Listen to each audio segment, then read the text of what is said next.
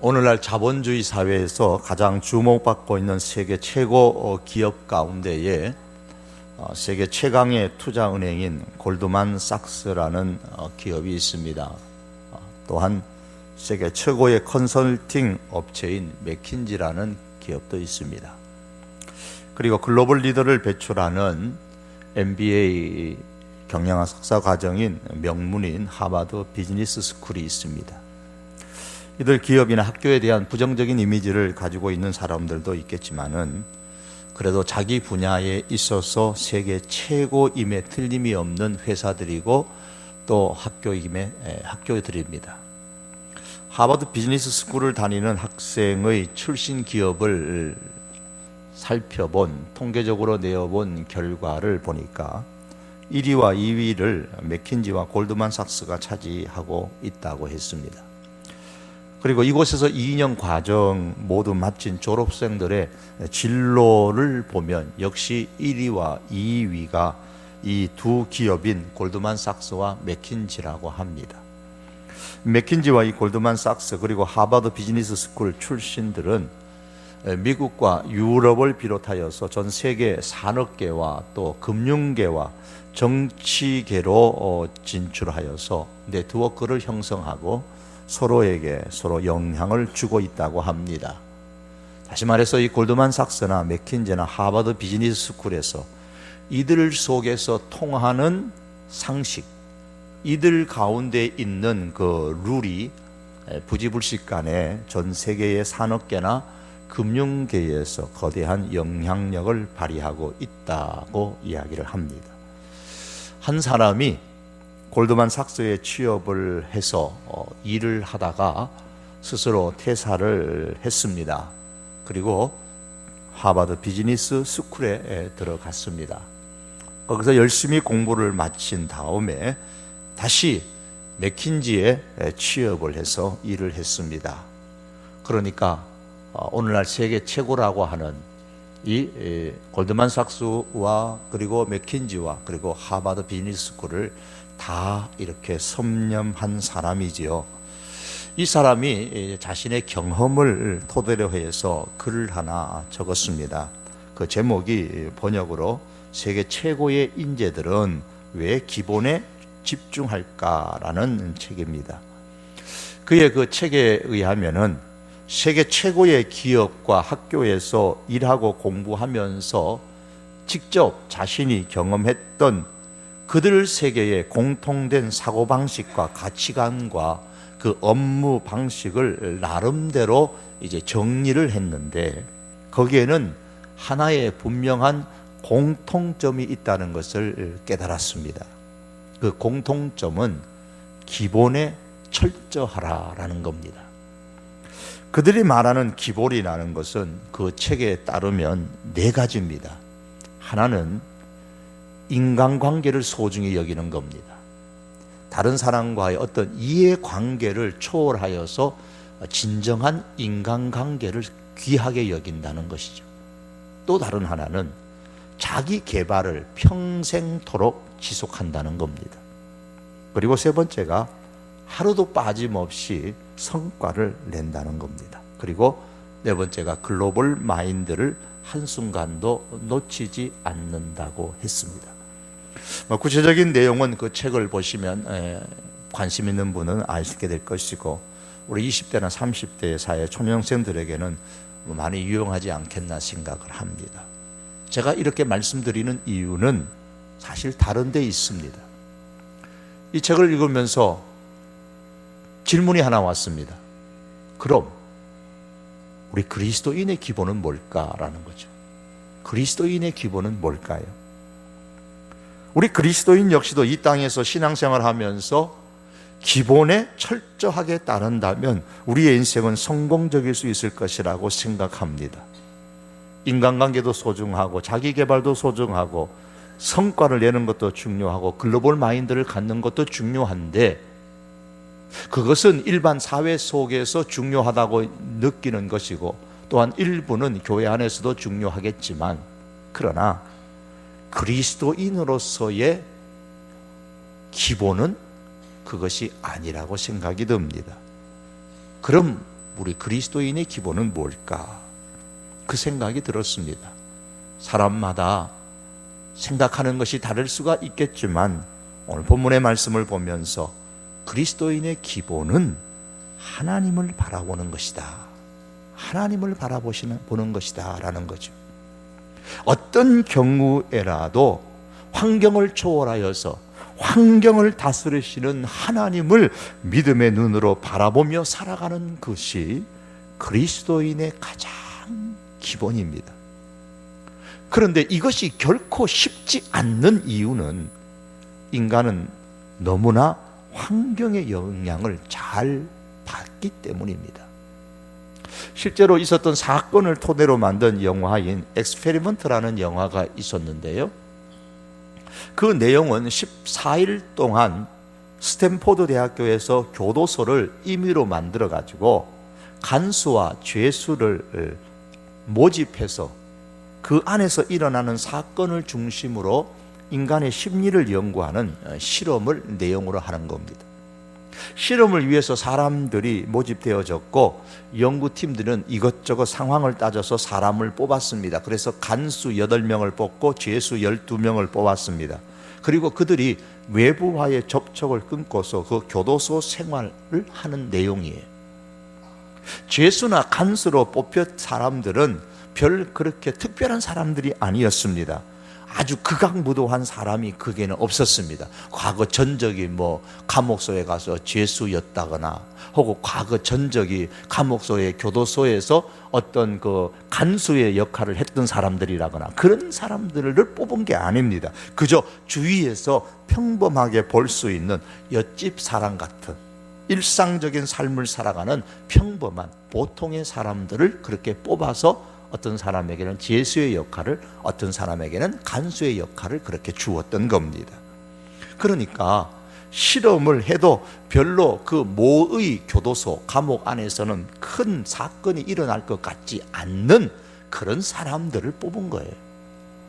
그런데 실험이 진행되어 가면서 이 간수들이 그렇게 평범하고 그렇게 보통 옆집 사람 같은 사람들이 잔인해지기 시작했습니다. 그리고 죄수들은 아주 극단적인 반응을 격렬하게 나타내 보였습니다.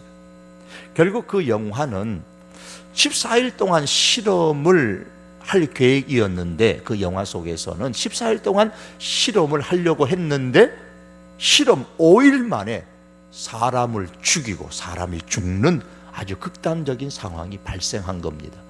이 간수가 죄수를 죽이는 거예요. 사실 다 모의예요, 모의. 진짜 죄수도 아니고 진짜 간수도 아니에요. 그런데 죄수의 역할을 맡긴 것이고 간수의 역할을 맡겼을 뿐인데 간수의 역할을 맡은 사람이 죄수의 역할을 맡은 사람을 죽이는 겁니다. 그 영화는 사람이라는 존재가 누군가를 자기 밑에 놓고 부릴 수 있다든가 그를 밟을 수 있는 어떤 힘이 생기면 사람을 밟고 싶은 악한 모습이 있다는 것을 보여줍니다. 그리고 그런 악한 모습은 평소에는 나타나지 않다가 어떤 특별한 환경이 주어지게 되면 그 환경의 영향을 받아서 인간의 극악함이 나타나게 된다는 것이지요. 결국 이 영화는 환경이 인간에게 미치는 영향이 얼마나 중요한가를 보여주고 있습니다. 즉 인간은 환경의 영향 속에서 산다는 것이죠. 그렇습니다. 우리 사람은 주변의 자연적인 환경뿐만이 아니라 사람이 만들어낸 어떤 제도나 조직이나 풍습이나 규범 등의 사회적인 환경의 영향을 받습니다. 결국 사람은 환경의 통제와 환경의 영향 속에서 살아가고 있습니다. 우리가 생각하는 가치관, 우리가 생각하는 행동, 말 다 자연적, 사회적 환경 속에서 나오는 것들입니다. 그런데 그럼에도 불구하고 사람은 환경을 피할 수 없다는 생각, 환경은 극복할 수 없다는, 환경에 굴복하거나 환경으로부터 도망가는 사람이라면 그 사람은 결코 성공하는 인생은 될 수가 없습니다. 오늘 본문의 말씀을 이해하기 위해서 좀 13장으로 돌아가서 6절과 7절을 보시겠습니다. 이스라엘 사람들이 위급함을 보고 절박하여 굴과 수풀과 바위 틈과 은밀한 곳과 웅덩이에 숨으며 어떤 히브리 사람들은 요단을 건너 갓과 길르앗 땅으로 가되 사울은 아직 길갈에 있고 그를 따른 모든 백성을 떨더라. 이스라엘 사람들이 도망가 숨었다 그랬어요. 이들이 굴과 수풀과 바위 틈과 은밀한 곳에 숨거나 도망간 이유가 뭐냐면 위급하다고 느낀 거예요. 환경이 너무 위급하다는 거예요. 그리고 환경이 너무 절박했기 때문입니다. 그들은 블레셋이 두려워 떨었습니다. 5절에 보면 이 배경이 지금 블레셋과의 전쟁하려는 상황이에요. 그런데 블레셋의 군사력이 얼마냐면 병거가 3만 명이고 마병이 6천 명이고 백성은 해변에 모래같이 많다 그랬어요. 이것이 이 블레셋의 군사력입니다. 반면에 그 13장 22절에 내려가 보시면 이스라엘에게는 사울과 요단안에게만 칼이 있었다라 그래서 이게 말이 됩니까? 전쟁을 해야 되는데 이스라엘 사람들한테는 칼이라는 게 없어요. 무기라고 그래봐야 왕하고 왕의 아들인 왕자하고만 칼 딱 있고 나머지는 칼이 없어요. 반면에 블레셋은 마병, 병거, 수천, 백성은 군사는 수만. 어떻게 감당을 하겠습니까? 병력이나 무기의 상황에서 보면 이스라엘은 블레셋에게 상대가 안 되죠. 환경이 위급한 것 맞습니다. 절박한 것도 맞습니다. 그래서 두려워 떨었습니다. 그래서 이스라엘 백성들 중에 일부는 굴과 수풀과 바위 틈과 웅덩이와 그 외의 은밀한 곳으로 가서 숨어버렸고, 심지어는 요단강을 건너서 멀리 도망가는 사람도 생기고, 그 중에는 아예 21절에 보면 블레셋에게 항복해가지고 블레셋 진영으로 스스로 들어갔던 사람도 있습니다. 아직 전쟁도 안 했는데 말이에요. 그런데 여러분, 분명한 사실은 이렇게 블레셋이 두려워서 블레셋을 피하여 도망가거나 숨었거나 항복했거나 하는 사람들은 결코 블레셋을 이길 수 없는 사람들입니다. 내 환경이 겁이 난다고 해서 그 환경을 거부하고 도망가거나 그 환경에 숨어버리거나 항복하게 되면 절망과 불행에서 벗어날 수가 없습니다. 굴과 수풀과 웅덩이로 도망가서 숨은 사람들을 한번 생각해 보십시오. 그들의 마음에 어떤 희망이 있었겠습니까? 그들은 웅덩이와 굴에 숨어서 목숨을 건질 수 있을런지는 모르지만 환경으로부터 피해서 도망가서 목숨은 연장할 수 있었는지 모르지만 실패자로 살아야 할 것이요, 도망자로 살아야 할 것이요, 두려움에 떨면서 절망과 불행 가운데 살아야만 했을 것입니다. 여러분, 오늘 우리들의 현재의 상황은 어떤가요? 환경이 너무 받아들이기에 힘들어서 도망가고 싶지는 않으십니까? 숨어버리고 싶지는 않으십니까? 예, 누구에게나 바꾸고 싶은 환경은 있기 마련입니다. 여러분은 여러분이 현재 주어진 환경에 절대적으로 만족하십니까? 바꾸고 싶은 환경은 없으십니까? 어떤 분들은 밑바닥부터 모든 환경을 바꾸고 싶다고 말씀하는 분도 계실 거예요. 어떤 분들은 내 환경의 일부를 바꾸고 싶다고 말씀하는 분도 계시겠지만 난 내 환경이 절대적으로 좋아 라고 말씀하시는 분이 몇 분이나 계실까요? 과연 완벽한 환경 가운데 사는 사람이 있다고 생각되면 한번 찾아가서 물어보십시오. 당신의 삶의 환경은 정말 완벽합니까? 아무도 그것을 인정하지 않을 것입니다.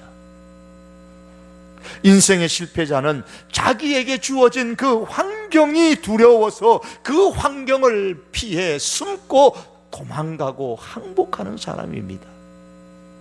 그래서 자신의 현재의 상황을 환경 탓으로만 핑계하는 사람은 결코 성공할 수 없습니다. 왜 숨었느냐? 환경이 절박했어요. 왜 도망갔느냐? 환경이 위협했어요. 왜 항복했느냐? 너무 환경에 두렵고 떨렸어요. 그런 분들은 결코 성공할 수 없죠. 또 하나의 배경이 사무엘상 13장 11절과 12절에 보시면 사무엘이 이르되 왕이 행하신 것이 무엇이냐 하니 사울이 이르되 백성은 내게서 흩어지고 당신은 정한 날에 오지 아니하고 블레셋 사람은 믹마스에 모였음을 내가 보았으므로 이제 내가 이르기를 블레셋 사람들이 나를 치러 길갈로 내려오겠거늘 내가 여호와께 은혜를 간구하지 못하였다 하고 부득이하여 번제를 드렸나이다 한지라. 이 말씀에 의하면 사울 왕의 지금 환경이 어떠냐 하면 백성이 흩어집니다. 3,000명의 사람들 중에 겨우 600명만 남습니다. 그마저도 두려워 떨고 있습니다. 사무엘은 정한 날이 되었는데도 오지 않습니다. 막강한 군사를 지녔던 블레셋 군사들은 이제 코앞까지 다가왔습니다.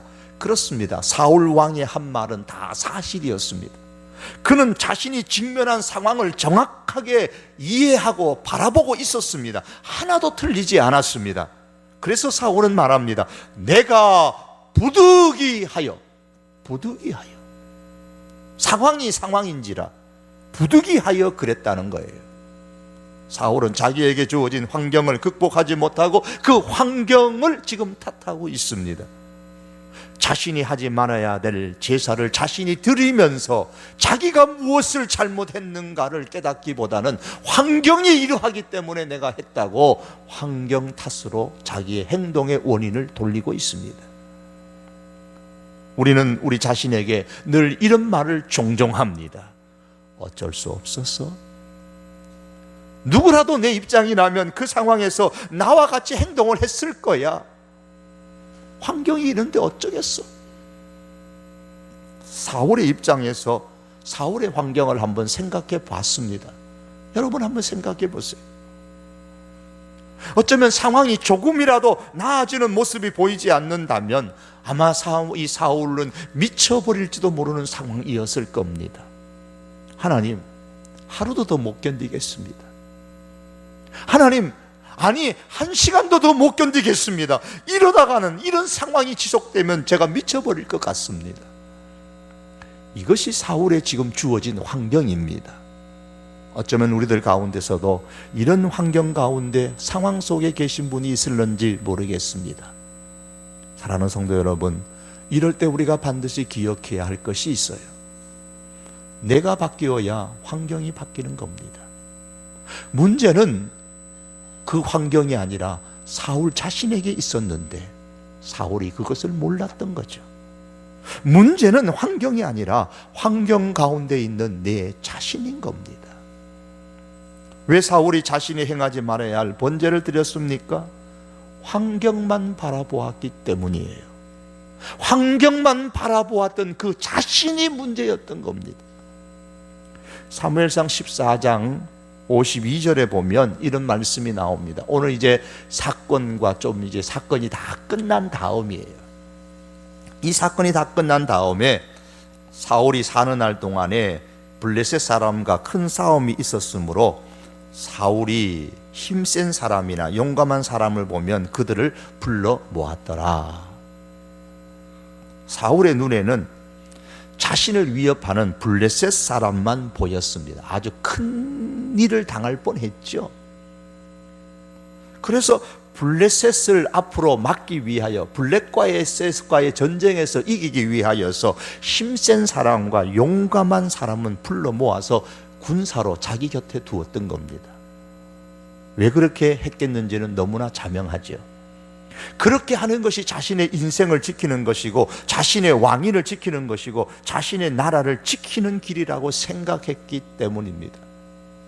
그러나 이 사울은 그 블레셋, 오늘 본문과 13장에서 나오는 이 블레셋과의 싸움에서 어떻게 승리했는지는 기억하지 아니하고 어떻게 하면 블레셋과의 싸움에서 이길 수 있는가에 대하여서 그 해법으로 힘센 사람과 용감한 사람만 불러 모았던 겁니다.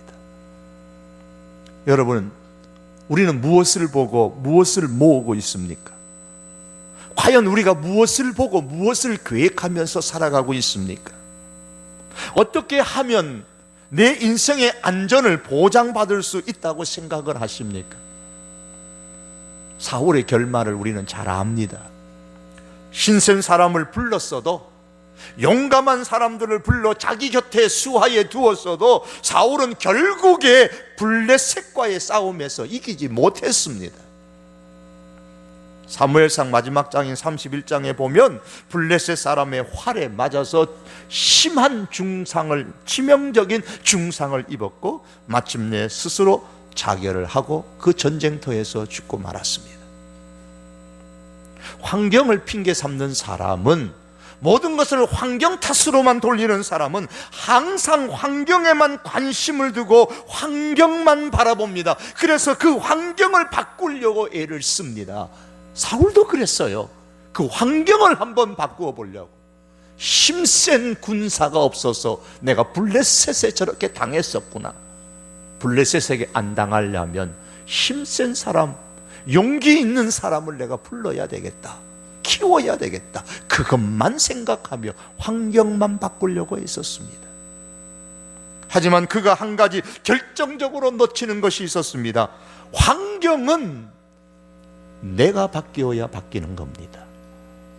내가 바뀌어야 환경이 바뀝니다. 사울이 바뀌어야 환경이 바뀌는 것인데, 사울은 자신은 하나님 앞에서 바뀌지 아니하고 환경만 바꾸려고 하니 그 환경이 전혀 바뀌지 않았던 겁니다. 결국 그가 실패자가 된 것은 자신을 바꾸지 아니하고 자기가 처해 있는 환경만 바라보고 환경만 바꾸려고 했기 때문입니다. 그럼 어떻게 해야 나를 바꿀 수가 있습니까? 나를 바꿀 수 있는 가장 기본, 그것은 바로 환경 너머에 계신 하나님을 볼 수 있는 믿음의 눈을 갖는 겁니다. 사무엘상 14장 오늘 보면 6절이죠. 그 사울과 반면에 사울의 아들 요나단입니다. 지금 오늘 본문에 보면 이 14장의 6절입니다만은 14장 2절에서는 사울이 나옵니다. 600명 가량 군사들을 데리고 있는데 하는 일이 아무것도 없고, 그 다음에 3절에는 그 아히야라는 제사장이 에봇을 입고 제사장의 옷을 입고 있는데 하는 일이 없어요. 그리고 4절과 5절의 말씀은 요다난이 일어나서 블레셋 진영으로 이제 가는데 그 길이 바위라서 험했다라는 말씀을 하고 있습니다. 그리고 이제 6절에 들어갑니다. 요나단이 자기 병기든 소년에게 이르되 우리가 이 할례 없는 자들의 부대에게로 건너가자.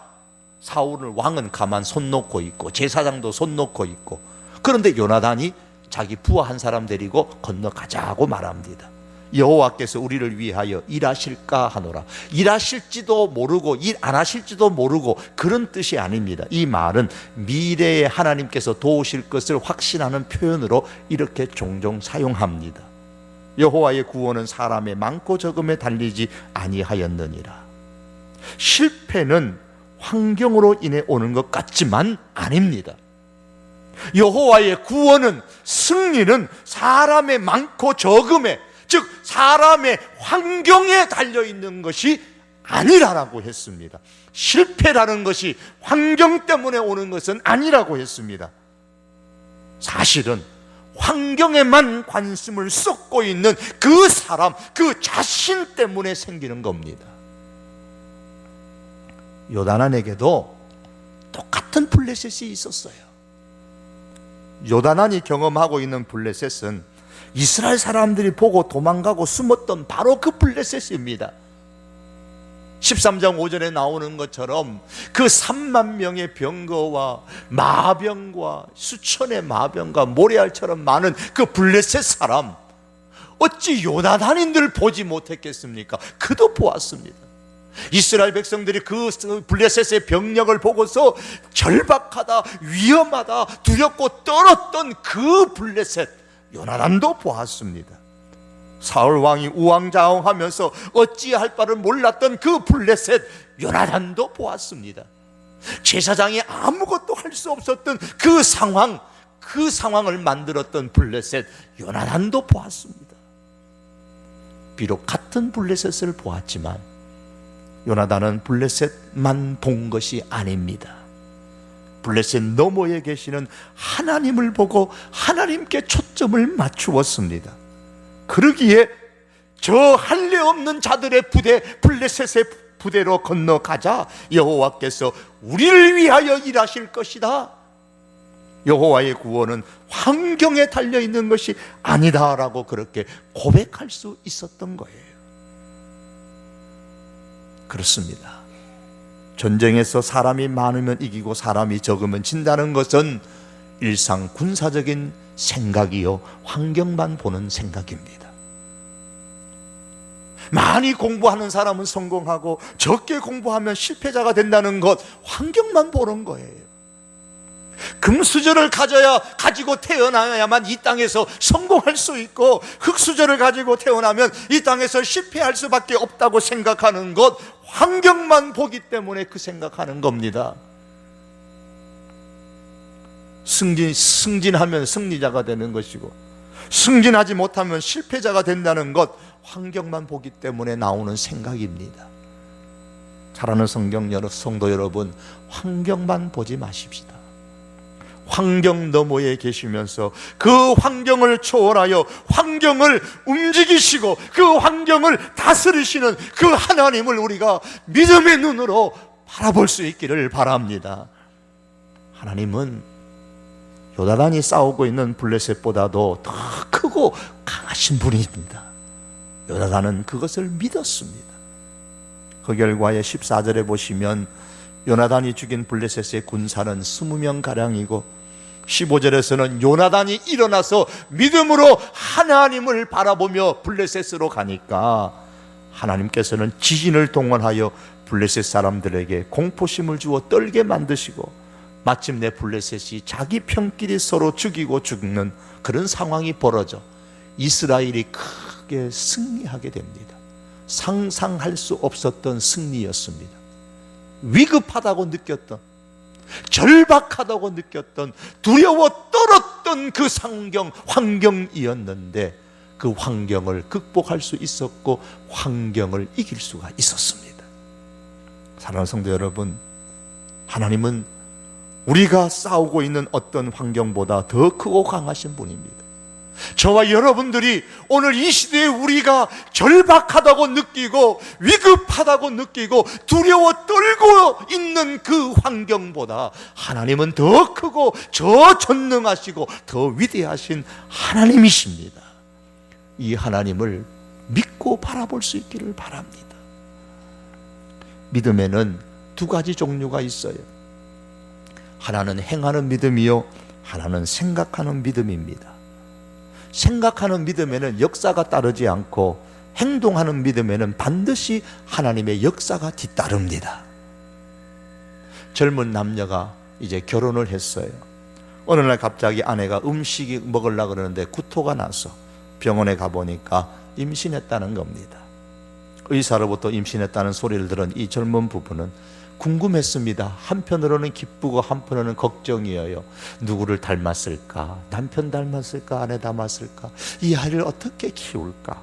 고민하다가 앞으로 태어날 아기를 위하여 이제 이것저것 준비하기 시작했어요.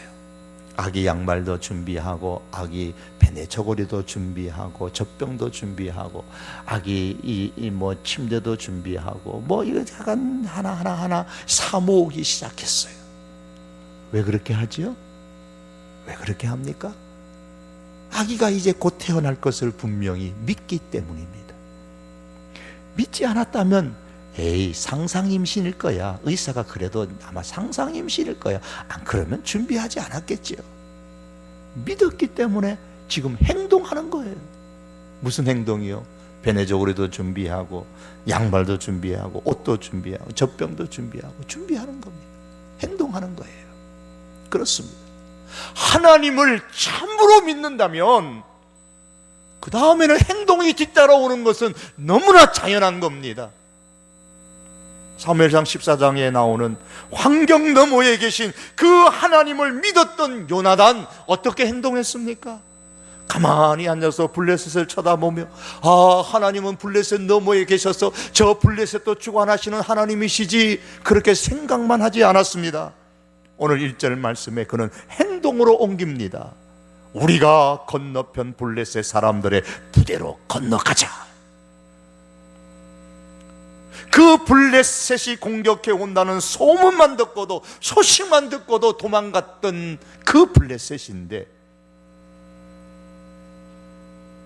그 블레셋을 향하여 아무도, 도망가기에 바빴고 숨기에 바빴고 항복하기에 바빴는데 아무도 블레셋을 향하여 공격하자 하는 사람이 없는데, 이 요나단만큼은 건너가자, 블레셋의 부대로 가자는 겁니다. 그리고 직접 그가 부하 한 사람 데리고 가는 거예요. 그런 용기가 어디서 납니까? 바로 블레셋 너머에 계시는 하나님을 믿음을 눈으로 바라보았기 때문에, 그 믿음이 있었기 때문에 자연스럽게 행동이 나왔던 겁니다. 성경은 행함이 없는 믿음은 자체가 죽은 것이라고 했습니다. 또한 야고보서 1장 25절에서는 듣고 잊어버리는 자가 아니요 실천하는 자니 이 사람은 그 행하는 일에 복을 받으리라고 했어요. 참 하나님을 믿는 사람은 어떤 사람인가? 말씀을 듣고 잊어버리는 자가 아니요 실천하는 사람이라고 했습니다. 이 사람은 그 행하는 일에, 실천하는 사람은 그 행하는 일로 말미암아 복을 받으리라고 하셨습니다. 그렇다면 행함이 있는 믿음을 가진 사람, 환경 너머에 존재하시고 환경을 섭리하시는 그 하나님을 믿음의 눈으로 바라보면서 그 믿음을 가지고 행동으로 옮기는 사람에게는 복이 있으리라, 인생의 승리자가 될 것이라 라는 말씀입니다. 말씀을 맺기를 원합니다. 사랑하는 성도 여러분, 무엇이 우리의 삶을 지금 괴롭히고 있으십니까? 지금 나의 삶을 공격하여서 두려움에 빠뜨리고 있는 이 현대판 나의 블레셋은 과연 무엇입니까? 블레셋을 보고 도망하여 숨고 싶으십니까? 아니면 블레셋이라는 환경 너머에 계신 하나님을 바라만 보시고 그 하나님이 존재하고 계신다고 생각만 하고 계십니까? 블레셋 너머에 계신 하나님을 바라보며 그 믿음으로 행동으로 실천하십니까? 블레셋 너머에 계신 그 하나님을 바라보십시오. 그리고 바라볼 뿐만 아니라 믿음을 가지고 행동으로 실천함으로 통하여 실천하는 자에게 주시는 이 하나님의 복을 경험할 수 있는 하나님의 백성들이 될 수 있기를 원합니다. 6절 하반절에 여호와의 구원은 사람의 많고 적음에 달리지 아니하였느니라. 하나님의 승리는 사람의 환경에 달리지 아니하였느니라. 그러므로 환경을 초월하여 환경을 다스리시는 하나님을 믿음의 눈으로 바라보고 이 믿음의 행동을 나타내는 하나님의 복된 사람들로 살아갈 수 있기를 주님의 이름으로 축복합니다. 기도하시겠습니다. 하나님, 블레셋은 이스라엘에게만 아니라 오늘 이 땅에도 우리들의 환경 가운데도 끊임없이 공격하고 또 공격합니다. 때로는 두렵고 떨리고 급박하고 절박하고 위급하여서 숨고 또 도망가고 싶고 이 환경에 굴복하여 믿음마저 저버리고 싶을 때가 주님 사실 많습니다. 연약함을 긍휼히 여겨 주시옵소서. 십자가에 주님 붙잡고 다시 한번 일어서게 하시고 환경을 넘어 우리의 환경을 다스리시며 우리의 믿음을 보시고 역사하시는 그 하나님을 믿고 움직이는 실천하는 믿음의 사람들 다 되게 하여 주시옵소서. 또한 그렇게 실천하는 사람에게 복이 있으리라 약속하셨던 야고보서 1장의 이 말씀이 우리 모든 믿음의 식구들에게 적용되어지고 응답되게 하여 주시옵소서. 예수님의 이름으로 기도하옵나이다. 아멘.